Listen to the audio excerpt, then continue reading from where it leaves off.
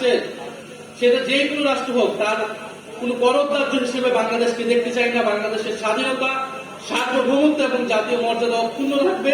আমরা এরকম একটি দেশ প্রতিষ্ঠা করতে চাই। সেটার জন্যই জুলাই গণঅভ্যুত্থানে আমরা সকলে অংশগ্রহণ করেছিলাম।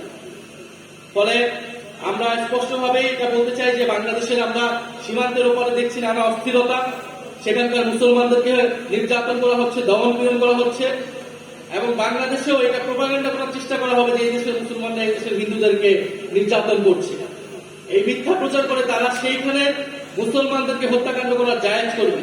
কিন্তু আমরা দেখেছি জুলাই গণঅভ্যুত্থানের পরও এই মাদ্রাসার ছাত্ররাই কিন্তু মন্দির পাহারা দিয়েছিল, এবং এই দেশের হিন্দুদেরকে যদি কোন ধরনের সাম্প্রদায়িকতা করার কেউ চেষ্টা করে, স্যাবোটেজ করার কেউ চেষ্টা করবে, আমরা আমাদের ভাইদেরকে রক্ষা করার জন্য প্রস্তুত আছি। ইনশাল্লাহ আছি কিনা? এদেশের মুসলমান, হিন্দু, বৌদ্ধ, খ্রিস্টান সবাইকে সবার নাগরিক অধিকার সুরক্ষায় আমরা কাজ করব, এবং এদেশের স্বাধীনতা, সার্বভৌমত্ব এবং ইসলাম রক্ষায় আমরা কাজ করব। ধন্যবাদ সবাইকে, এবং জাতীয় ওলামা অ্যালায়েন্সকে আবারও